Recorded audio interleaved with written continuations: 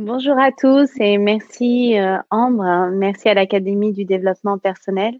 Je suis super contente ce soir d'être là. Mon intention, c'est de vous donner un maximum d'éléments pour que vous ayez des haha moments, des déclics pour bouger votre perception sur la relation avec l'argent. Donc, je m'appelle Leila Belagdar. Ça fait 10 ans que j'accompagne des femmes et des hommes à réaliser leurs rêves, à s'accomplir dans tous les domaines de leur vie en s'autorisant à vivre leur idéal.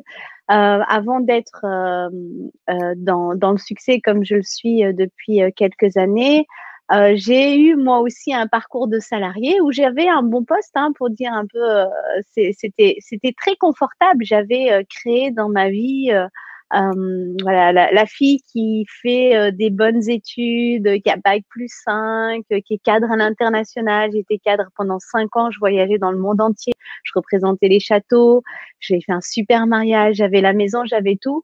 Mais à l'intérieur de moi, ça sonnait complètement faux. Il n'y avait pas cette flamme, il y avait quelque chose qui n'était pas aligné à mon cœur.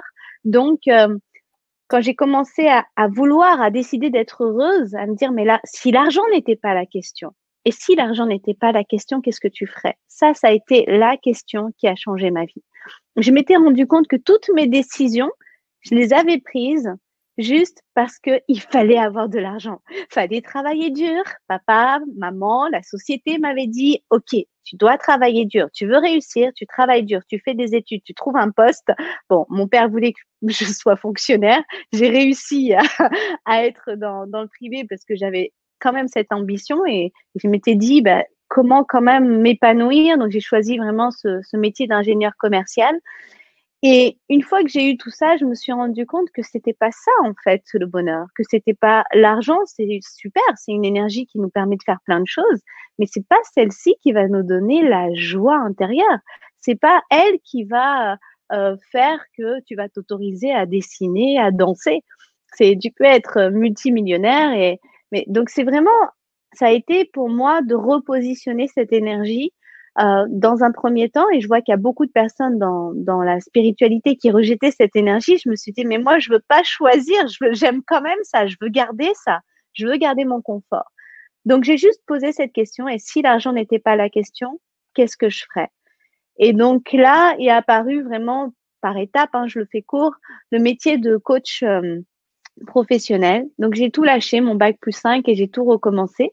Donc, j'ai également divorcé. Donc, je suis repartie à zéro en recommençant, en créant mon entreprise, en sachant pas comment j'allais payer mon loyer, en cherchant des clients, mais cette fois-ci à partir d'un espace d'entrepreneur. Donc, il a fallu que je change ma manière de penser, que je change mon rapport avec l'argent. Je me suis rendu compte que j'avais beaucoup de peur de manque, que toute ma réussite, entre guillemets, sociétale, je l'avais créée à partir d'une peur et à partir d'avidité. Et c'est tout cet espace intérieur qu'il a fallu que je transforme, que je libère, que je me libère de l'avidité, que je me libère de la peur de perdre ou de manquer, pour vraiment agir à partir de qu'est-ce que j'ai envie, qu'est-ce que j'ai envie de faire, comment je vais enrichir la vie des autres et en même temps m'épanouir et en même temps avoir tout ce que je veux, offrir le meilleur à mes enfants, vivre une vie hyper épanouie et m'honorer en même temps, moi aussi, en tant qu'artiste, parce que je suis aussi chanteuse. D'ailleurs, mon premier album est sorti. Donc, c'est juste pour partager que l'abondance, c'est vraiment un état d'être et qu'après, ça se manifeste à l'extérieur et on va en parler ce soir. Donc, voilà un peu pour la présentation On peut de d'ailleurs mon parcours.